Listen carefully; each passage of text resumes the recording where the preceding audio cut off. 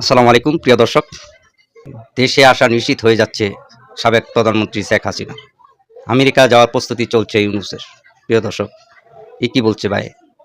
চলুন আমরা শুনে আসি হাসিনা দেশে কিভাবে আসছে ও আমেরিকা ইউনূস সাহেব চলে যাবে, কিভাবে চলে যাবে দেখে আসি। তারপর বিস্তারিত আলোচনা করবো ইনশাআল্লাহ। সম্ভবত এবারের নির্বাচনে ধর্মের ব্যবহার, আল্লাহর যে মহান নাম বা মহত্ব, সেটার ব্যবহার আগে কখনো হয়নি। এবং ধর্মকে ব্যবহার করে, ইসলামকে ব্যবহার করে, মহান আল্লাহ তাআলাকে ব্যবহার করে যে মিথ্যাচারিতা চলছে, সেটা অভাবনীয়।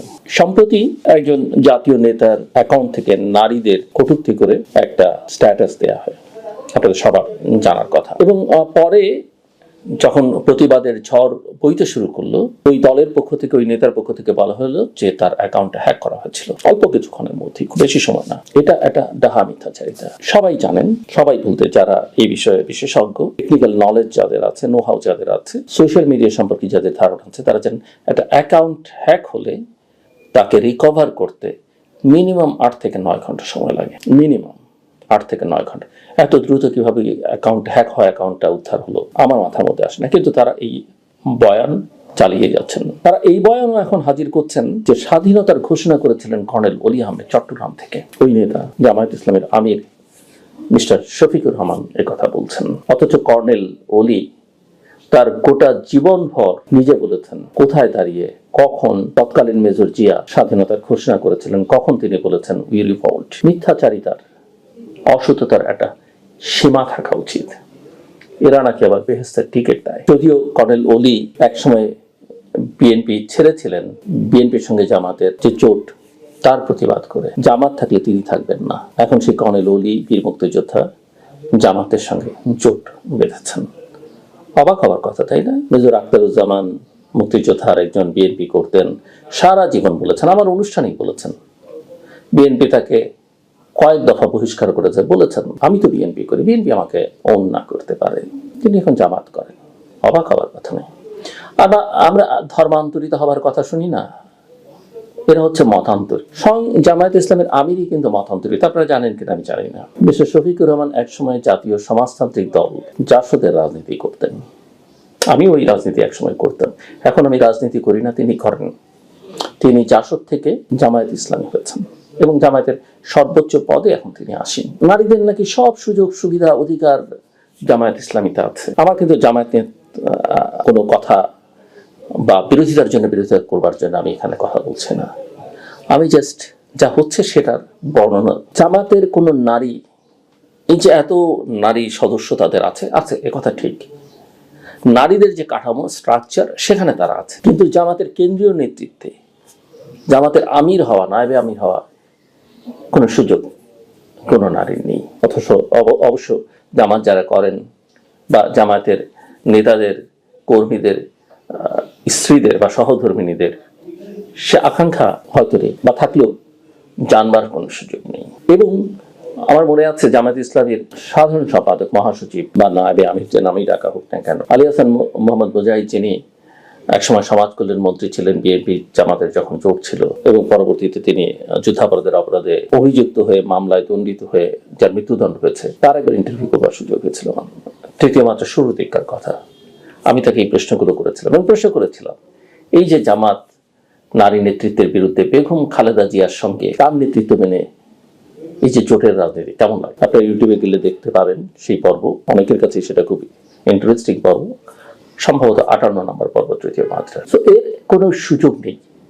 জামাতের পক্ষে এমন কথা শোনা যাচ্ছে বা এমন কথা বলা হচ্ছে, তারেক রহমান বিএনপির চেয়ারম্যান, তার কোনো স্বপ্ন নেই। তিনি কথার কথা একটা বক্তৃতায় বলেছেন আমি স্বপ্ন দেখি না, আমার প্ল্যান আছে। এটাকে এখন নিয়ে কথাবার্তা বলা হচ্ছে যে তারেক রহমানের কোনো স্বপ্ন নেই, রাজনীতিটা হচ্ছে স্বপ্ন নাগরিক তৈরি করে। কথা ঠিক, প্ল্যান মানে ভাত কাপড় কাজ, এগুলো কোনো কারণে, কিন্তু এগুলো মুখ্য জীবন। আর যারা এই প্রচারণা চালাচ্ছেন তারা একথা বলছেন না যে স্বপ্ন না দেখলে পরিকল্পনা করা যায় না, স্বপ্নের উপর ভিত্তি করেই পরিকল্পনাটা করা হয়। আমি তারেক রহমানের পক্ষে বলছি না, কিন্তু একথাও আমি বহুবার বলেছি যে বাংলাদেশের যে রাজনৈতিক বাস্তবতা, যে বাস্তবতার উপর দাঁড়িয়ে আজকে নির্বাচনটা হচ্ছে, সেই বাস্তবতায় বাংলাদেশের তারেক রহমান ছাড়া মধ্যপন্থার রাজনীতির মুক্তিযুদ্ধের পক্ষের যে রাজনীতি, অবশ্যই মুক্তিযুদ্ধের চেতনা নিয়ে ব্যবসার রাজনীতি নয়, বাংলাদেশকে ভবিষ্যৎমুখী করবার যে রাজনীতি, এই সময়ের নেতৃত্ব দেবার একমাত্র অপশন বাংলাদেশের জনগণের কাছে, সেদের যে দলই করেন কেন, তারেক রহমান এবং বিএনপি। এর মানে এই নয় আমি বিএনপি করি, আমি কখনো বিএনপি করিনি, এখনো করি না, ভবিষ্যতে করব না। এবং বিএনপি যদি ক্ষমতায় যেতে পারে, সেদিন থেকে তার দুর্বলতা, ত্রুটি, বিচ্যুতি বা তাকে চ্যালেঞ্জ করা, সেটা তারেক রহমান প্রধানমন্ত্রী, আমি ধরে নিচ্ছি স্বাভাবিকভাবে সেটাই ধরে নেবার কথা। যদি না কোনো অঘটন ঘটে এবং অঘটন ঘটানো হয়, আমি ঘটবার কথা বলছি না, অঘটন ঘটানো হয়, তাহলে তিনিই প্রধানমন্ত্রী হবার কথা। অবশ্যই তাকে তার কর্মকাণ্ডকে যেগুলো সমালোচনা করবার, চ্যালেঞ্জ করবার, সেটা আমি করবো। এখানে আমার কোনো কার্পণ্য থাকবে না, কার্পণ্য থাকবার কোনো কারণ নেই। এটাই আমার কাজ, প্রতিষ্ঠানকে চ্যালেঞ্জ করা, সরকারকে চ্যালেঞ্জ করা। হ্যাঁ, আমি কোনো পক্ষ নিচ্ছি না, আমি কোনো পক্ষে ভোটও দিতে যাচ্ছি না, কিন্তু দেশের সঙ্গে বিশ্বাসঘাতকতা করা, দেশের স্বার্থের বিপরীতে গিয়ে কথা বলা, জনগণের স্বার্থের বিপরীতে গিয়ে কথা বলা আমার পক্ষে সম্ভব নয়। এখানে কোনো পক্ষপাতিত্ব, নিরপেক্ষতার কোনো ব্যাপার নেই। আজকে বেহেস্তের টিকিট দেয়া, আজকে টাকা দেয়া, ভোটারদেরকে নানা প্রলোভন দেয়া, এই রাজনীতি নোংরা রাজনীতি, ন্যাক্কারজনক। আমরা শুনছি কি অশালীন ভাষায় সামাজিক যোগাযোগ মাধ্যমে আছেই বট বাহিনী তৈরি করা হয়েছে, বক্তৃতায়, বিবৃতিতে কি ধরনের কথাবার্তা বলা হচ্ছে। যদিও জামাতের নেতারা বলছেন, বিশেষ করে আমির ইতিমধ্যেই বলেছেন যে এই বৈরিতা, এই শত্রুতা নির্বাচনের পরে থাকবে না। নির্বাচনের আগে এরকম থাকতে হবে কেন? আমার প্রশ্ন তার কাছে এবং তাদের কাছে।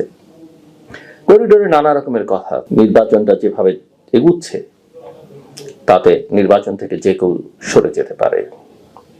কোন স্বনামধন্য প্রার্থী, গত 17-18 মাসে বহুল আলোচিত প্রার্থী, তাদের নির্বাচনী এলাকায় কোনো কর্মকাণ্ড এখনো শুরু করেনি। কথা যদিও আছে যে দুপক্ষই, কারণ দুপক্ষেরই নির্বাচন নিয়ে নানা অভিযোগ আছে, নির্বাচন থেকে সরে যেতে পারে। তবে একটা পক্ষের আশঙ্কা বা সম্ভাবনা যাই বলুন না কেন, সেটা বেশি। কারণ তারা নির্বাচনে, তাদের আবার বি টিম, সি টিম আছে। প্রথমে বি টিম বা সি টিমকে সরিয়ে তারা নিজেরাও সরে পড়তে পারে। কারণ হচ্ছে নির্বাচনে তারা জিততে চায়, জিততেই তাদের হবে। বিএনপি তো ধরেন অতীতে ক্ষমতায় গেছে বেশ কয়েকবার, সাধারণভাবে একটা পারসেপশন যে তারাই সবচেয়ে বড় দল। কিন্তু যে ছোট দল, যারা একা করলে 3টে আসন, অন্যের সঙ্গে করলে 17-18টি আসন, ধরেন 20টি আসন, সর্বোচ্চ 30টি আসন পেতে পারে। অন্যের সঙ্গে জোট করলে, নিজেরা একা করলে হয়তো সর্বোচ্চ 10-12টি আসন পেতে পারে, বা জোট করবার কারণে 20-25টা, 30টা পেতে পারে। তারা যখন মনে করে যে তারা ক্ষমতায় যাবে, এবং তারা যখন খুবই একটা রেজিমেন্টেড ফোর্স, ডিসিপ্লিন ফোর্স, যেভাবেই বলেন না কেন, এবং মাঠের লড়াইও তারা বেশ পারদর্শী, এবং গত 17-18 মাসে তারা যে অনুকূল পরিবেশ পেয়েছে, যে কোনো কিছু করতে তারা পারে। আর নির্বাচন কেমন হবে, এই নির্বাচন সম্পর্কে আমার গতকালকে শো বা আজকে সকালে যেটা পুনঃপ্রচারিত হয়েছে, সেটা যারা দেখেছেন তারা দেখবেন যে বাংলাদেশের নির্বাচন ব্যবস্থা সংস্কার কমিশনের প্রধান ডক্টর বদিউল আলম মজুমদার, যিনি জাতীয় ঐকমত্য কমিশনের একজন অত্যন্ত গুরুত্বপূর্ণ সদস্য, তিনি বলছেন যে নির্বাচন কমিশন আসলে অনেক ভুল ত্রুটি ইতিমধ্যেই করেছে। তার কাউন্টারপার্ট যিনি ছিলেন, তিনিও বলছেন, সরকারের নিরপেক্ষতা নিয়ে প্রশ্ন তুলেছেন, নির্বাচনী ব্যবস্থা নিয়ে প্রশ্ন তুলেছেন। এরকম একটা ব্যবস্থার মধ্যে, এবং পত্রপত্রিকায় আরো নানা খবর আছে, এখান থেকে ওখান থেকে সন্ত্রাসীরা ঢুকে পড়েছে, জঙ্গিরা ঢুকে পড়েছে। আমি নিজে জানি না, আমি পত্রপত্রিকার সূত্র ধরে বলছি। সামনের দিনগুলো বাংলাদেশের জন্য অত্যন্ত কঠিন। নির্বাচন না হলে, নির্বাচনের দিন, নির্বাচন হলে, নির্বাচনের পরে খুবই কঠিন দিন। এটা সামলানো সবার জন্য কঠিন হয়ে উঠবে, কেননা স্টিয়ারিংটা এখনো পুরোপুরি অশুভ শক্তির নিয়ন্ত্রণে। আমার কথা শোনার জন্য তাদের অসংখ্য ধন্যবাদ। ভালো থাকবেন, নিরাপদে থাকবেন।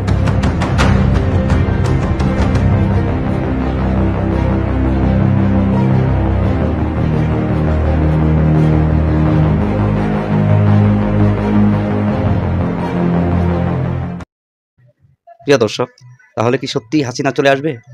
এ কি বলছে ভাই? আর আমেরিকা চলে যাচ্ছে ইউনূস, এটা কি সম্ভব নির্বাচনের আগে? আপনাদের কি মনে হয়, ইউনূস পালাবে আর হাসিনা চলে আসবে? কমেন্টে জানাবেন। ভিডিওটি ভালো লাগলে লাইক, কমেন্ট, শেয়ার, সাবস্ক্রাইব করে পাশে থাকবেন। আল্লাহ হাফিজ।